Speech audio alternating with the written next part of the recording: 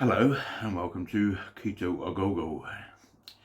3 subscribers have left, which is a bit disappointing and maybe a little bit blinkered of them, because I have some news today regarding Exante.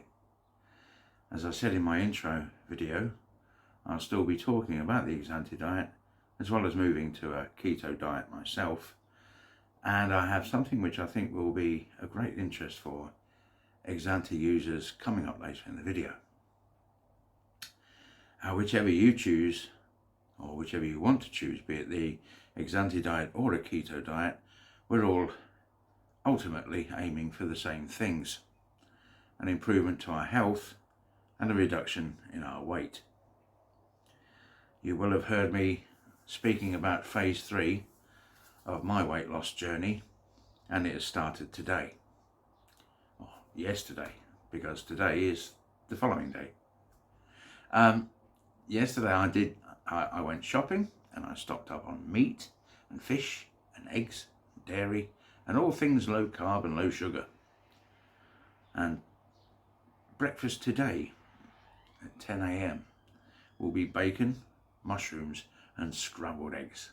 My evening meal at 6 p.m. will be a sirloin steak with asparagus, cauliflower mash and some sugar snap peas.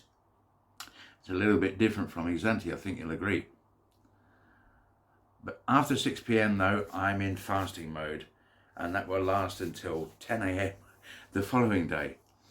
This gives my body time to attack my stored fat whenever it needs energy. Yesterday, I went for a walk. Now, to talk to you about my life, some days I can get through the whole day having walked only 100 to 150 steps. Now, I'm not bragging, far from it, but some days I'm either in my taxi all day or I'm making videos for you guys to watch. And today, yesterday, I mixed up all three. A bit of travelling, only this time I was on foot, to increase my daily steps and fitness, and then I made a video of it for you to watch. Or I'm making a video, if you like. So, listen, I have let this slide to an extent up until now. Each video takes hours and hours to research, to plan, to prepare, to video, and then to edit afterwards and make it make sense. I would hope that people would click on the bloody like button to put a smile on my chubby face. But yesterday, I walked 9,945 steps. I burned 817 calories and I covered 6.46 kilometers, or just over 4 miles. My feet are aching, my left ankle is complaining, and my right knee is giving me some real pain. And you still aren't going to click that like button? Really? Have a heart, eh? Clicky, clicky. I mean clicky, clicky. Not clicky. You know what I mean. Anyway, speaking of heart-related things, mine was giving me a little bit of cause for concern during a 3-mile walk.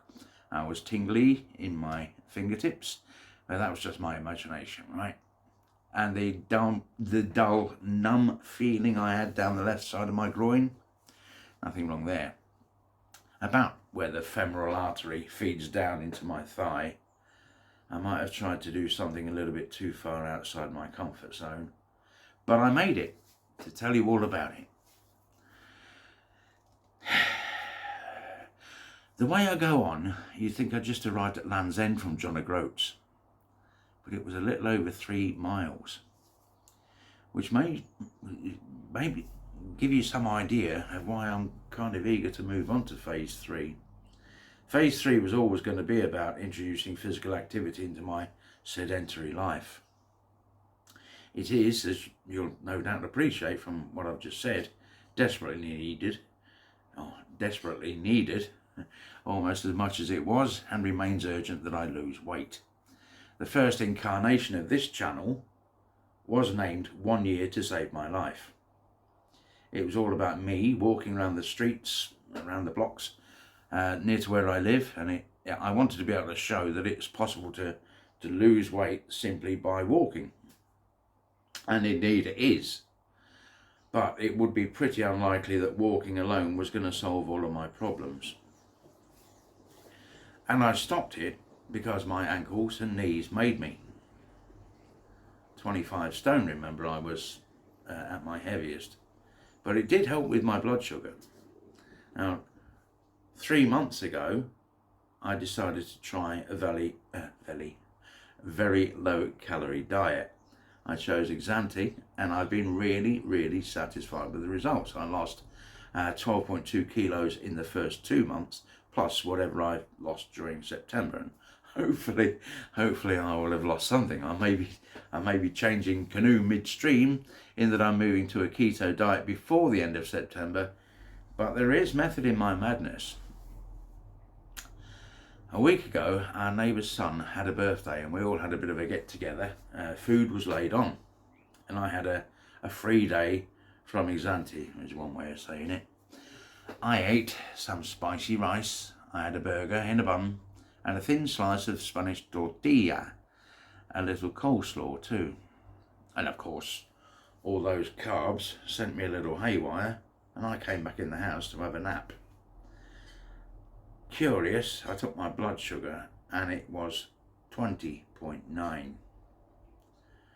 Now, I know what I ate would not help, but 20.9 is in the realms of what it was when I was diagnosed. I have to get rid of this diabetes. Not because I want to eat burger buns and spicy rice and tortilla. I can do without them, to be honest.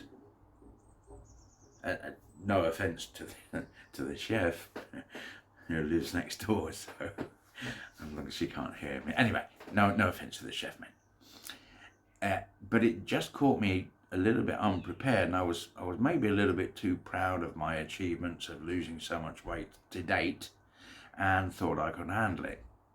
Well, I was wrong.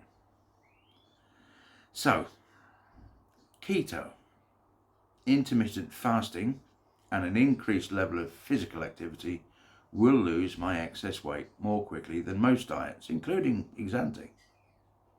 Stripping out the carbohydrates will force my liver to try to burn stored glycogen and my body to burn the fat stores. And the reduction in insulin levels will, I hope, put my diabetes into remission.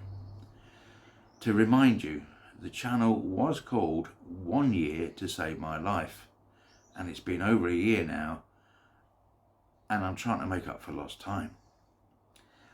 I think the Exante diet is perfect for anyone that wants to lose weight.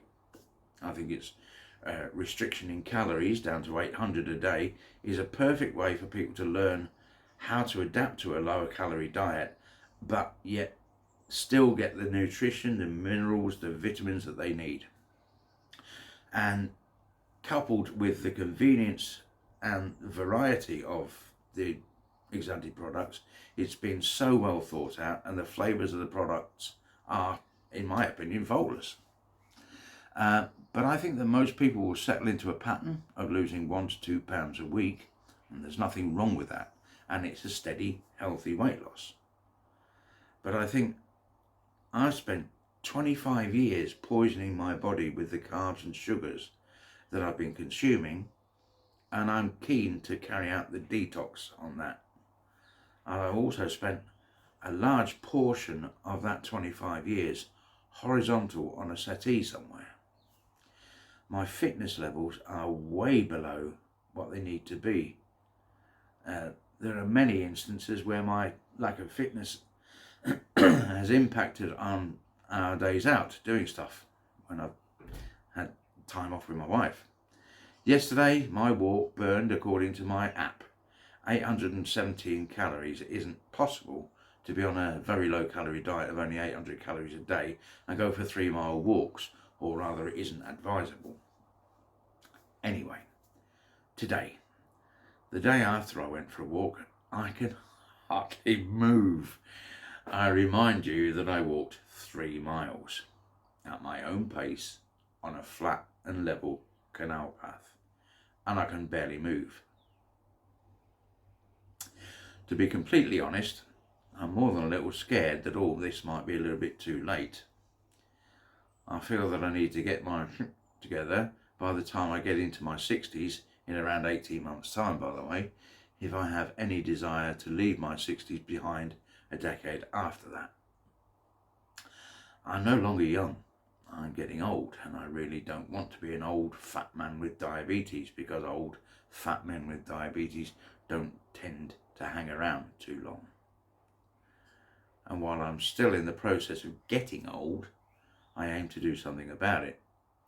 So carry on with your own journey, be it Exante or whatever.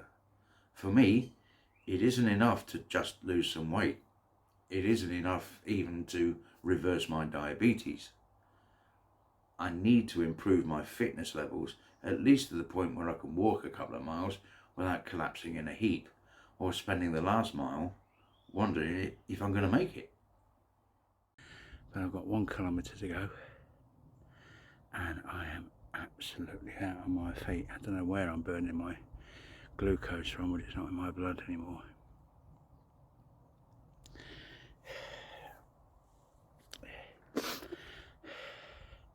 If it's this difficult to do, it better be doing some good, eh?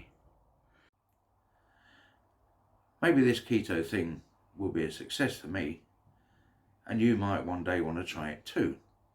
And at least you'll know what to expect if you carry on watching these videos. Maybe this keto thing will be a complete failure,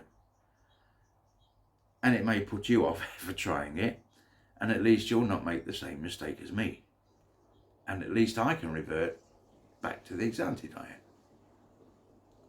Anyway,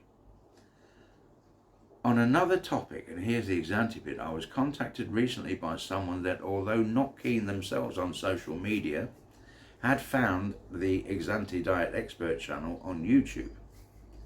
The person concerned found my phone number and called me, and we had a great chat for about 45 minutes or so. Now, to cut a long story short, that person has sent me a PDF with a spreadsheet inside of the nutritional breakdown of each of the Exante products.